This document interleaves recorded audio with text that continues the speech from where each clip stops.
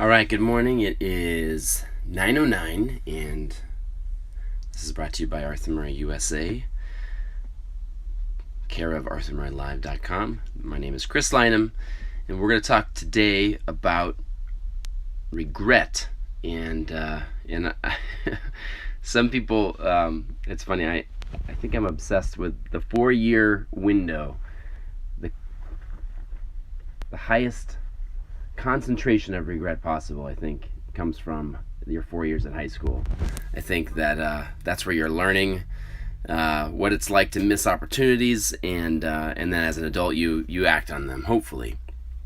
So understanding that, so there's an article coming out a little bit later today, probably within the next couple hours, that I wrote, and that'll be on the website.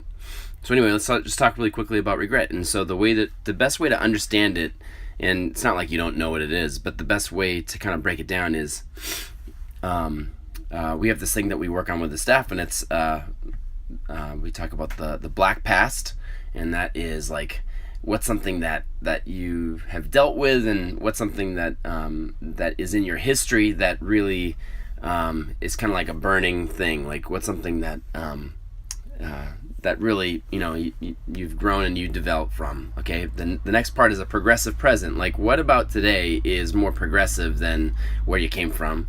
And then eventually it goes to the rosy future. Like, where are we going? Understanding that. So breaking that down, I think that sometimes when it comes to when we start to harbor regret, when we create like an environment where regret can start to blossom, is if we feel like we've got a dark present and then we have a bright past. So that means that, like, if I've got a moment in time where I'm thinking about the good old days, or I'm obsessing over something like a missed opportunity, then what it can do is it can kind of bring me into the fog of my black past, if you understand. So the idea is the black past is, if you imagine this is kind of like the atmosphere, and let's say the black past is the smog in Los Angeles. No offense to LA. So the smog in Los Angeles is the black past. Your goal is to get out of that smog and to go to a higher elevation, which would be like your progressive present. That means that, like, you're getting out and into the clean air. So let's just say that you're up at a mountaintop.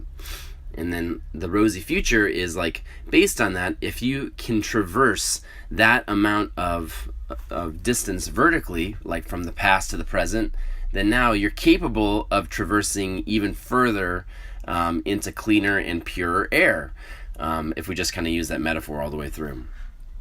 So sometimes what we do is, when we obsess over something in the past, then even if we are in a higher elevation with cleaner and purer air, we're walking right back down into the smog of Los Angeles.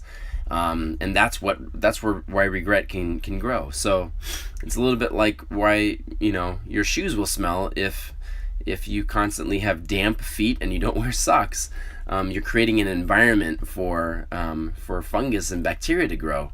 And that's exactly what happens with regret, is that we have to treat it like it's some type of fungus. It grows because we obsess over it, and we enshroud it, and then we obsess over it, and we perspire on it. So that's where regret can come from. And now the solution is action. So part of what we have to do, and I think it's really big on Instagram too. There's a lot of people that they want to do things, and they want to, like, live in the moment. They want to make today like a wonderful day, and that's essentially how you can create a recipe for a regret-free lifestyle. Now, does it give you the time machine to go back and undo those moments where you should have asked somebody out to the high school prom? It doesn't. But the next best thing is to have a type of machine that allows you to control, like, essentially what you're doing today, and that's where you really live for the moment, and you traverse outside of that past, that you learn from the mistakes, you get out of the smog, and then you go to a higher elevation. And then ultimately what that does is that creates, you kind of start to knock down the opportunities as you see them, and then you hang on to that regret, but you use it as target practice for what you're going to encounter in the present and in the future. So no regrets. That's right. Oh, classic. That was a classic tattoo moment in the Vacation remake. That was great. Thanks, Ron. So So if we kind of recap, imagine regret is like your black past. That's like the smog in Los Angeles. Your job, the only way that you get out of it is you have to traverse vertically. You have to get to a higher elevation with cleaner air, and that's where now you've got your progressive present. If you are obsessing over your past, then you're not really elevating. You're not getting out of that smog, and so even your present can kind of have the same environment as your past, and it's dank. It's bad air. And the idea is that regret is like a fungus, and it only grows when we cover up the past, and when we kind of stay isolated, and it starts to get humid and moist, and it starts to grow this bacteria of regret.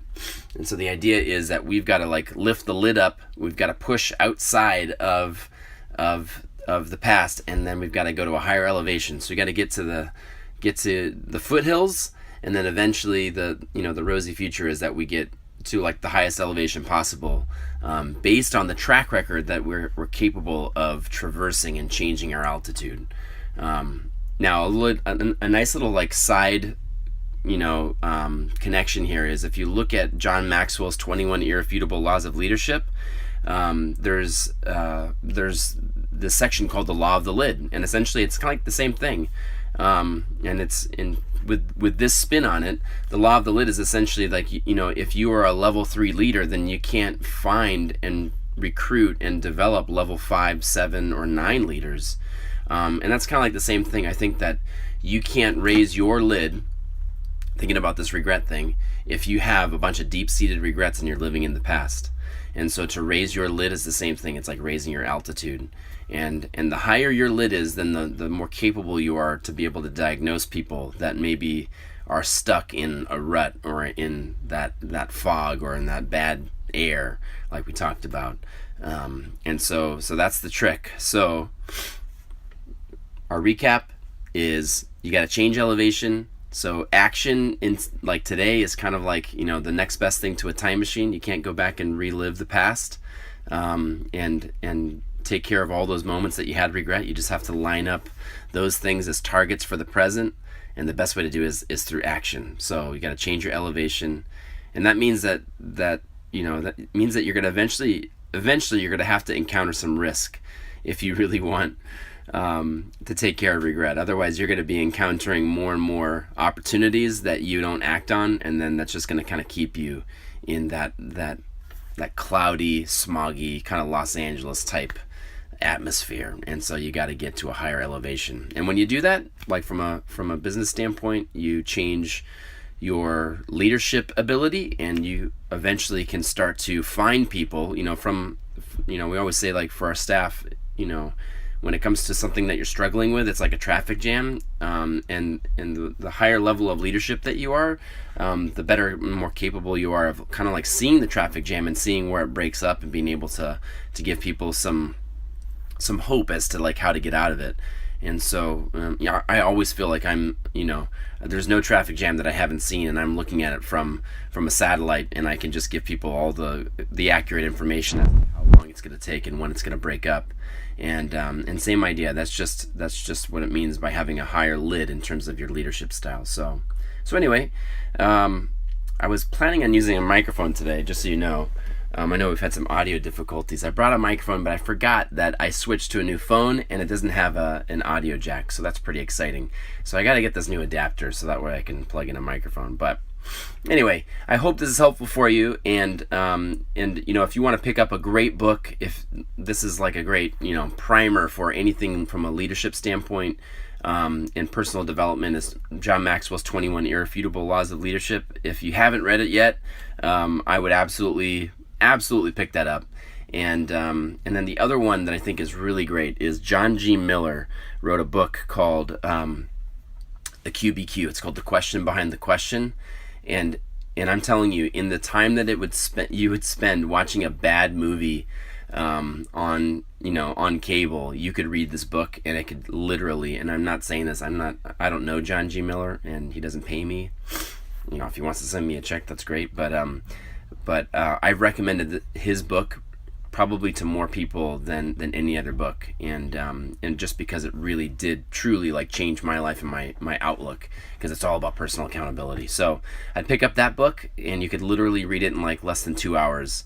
And I think between those two, I think that could be your thing. Like, if you imagine, like, if you've been moping around and bummed out about regret and things that you've been hanging on to, you don't get any extra credit by hanging on to it any longer. And just like the song from Frozen, you got to let it go, right?